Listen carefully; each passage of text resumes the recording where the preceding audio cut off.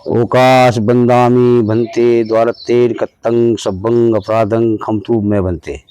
सर्वप्रथम भारत की प्रथम नागरिक श्रद्धेय द्रौपदी मुर्मू जी को मेरा नमन स्वीकार हो, और हमारे देश के सीजीआई जी की माता जी को मेरा नमन स्वीकार हो, सीजीआई साहब को नमन स्वीकार हो, और मैं सभी देशवासियों का हृदय की गहराई से साधुवाद करता हूँ।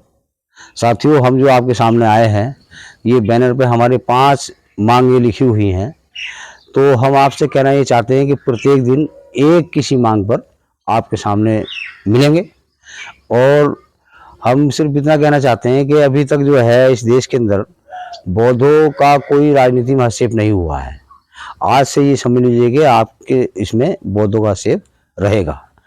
तो साथ साथ ये भी कहना चाहेंगे कि जिस देश का शासक जो है वो व्यापारी होगा, उस देश की जनता बदहाल रहेगी। और हम सिर्फ इतना कहना चाहते हैं, हमारा एक निवेदन है आपसे श्रद्धेय प्रधानमंत्री नरेंद्र दामोदर दास मोदी जी से, कि जिसने भी गरीबों की सहायता की है, गरीबों के हमदर्द रहे हैं और मुस्लिमों की सहायता की है, चाहे वो कबीर हो, नानक हो, रैदास हो, ईसा मसीह हो या मोहम्मद साहब हो, कोई भी हो, उसका ही जो है नाम हिस्ट्री में आया है। हम ज़्यादा बात आपसे नहीं करेंगे, इतने कहना चाहते हैं कि जो बौद्धों का अधिकार है, बोध गया का बौद्ध मंदिर है, वो बौद्धों के हवाले कर देना चाहिए और उनकी कमेटी गठित कर देनी चाहिए। हमारा जो देश में बौद्धों का जो संचालन करते हैं वो बनते भगवंत आनंद जी हैं, आनंद महाथेरा जी हैं, जो राष्ट्रीय अध्यक्ष अखिल भारतीय भिक्षु महासंघ के हैं, और थिरुज्योति जी हैं, जो राष्ट्रीय महासचिव अखिल भारतीय भिक्षु महासंघ के हैं। हम 27 तारीख में दिल्ली में थे जंतर मंतर पर, वहाँ हमने देखा तो उसमें आपस में फूट डाल दिए। तो हम इस बारे में सिर्फ इतनी बात कहना चाहेंगे कि बाबा साहब डॉक्टर अम्बेडकर ने जो बात कही थी कि संगठन बनाने जरूरी नहीं है, संगठित रहने जरूरी हैं। तो हम लोग संगठित नहीं हैं। हम केवल ये कहना चाहते हैं कि संगठित यदि रहेंगे हम, तो जैसे मैं आपको एक उदाहरण दे देना चाहता हूँ। उदाहरण ये दे देना चाहता हूँ कि आज देश के अंदर जो है भाजपा की सरकार है।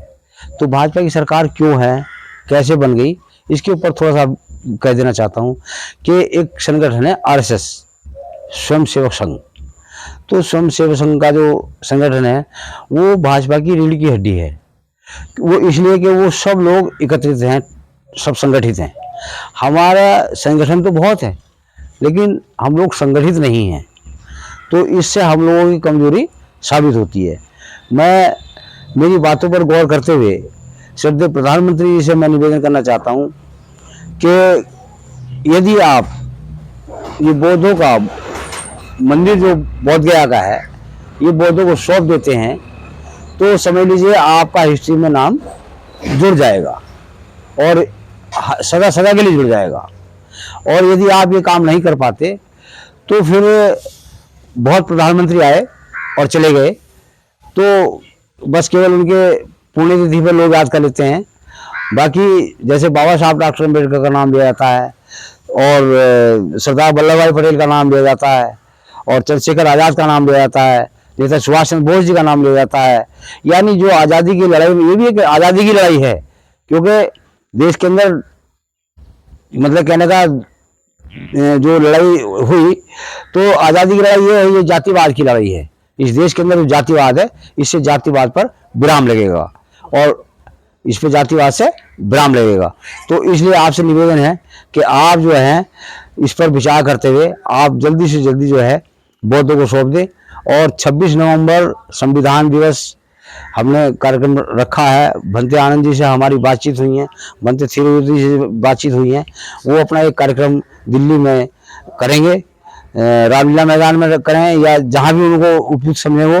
और मतलब कहने का वैचारिक क्रांति के रूप में शांति प्रिय, क्योंकि बुद्ध या तो देश के अंदर पूरे विश्व में या बुद्ध शांति के प्रतीक हैं।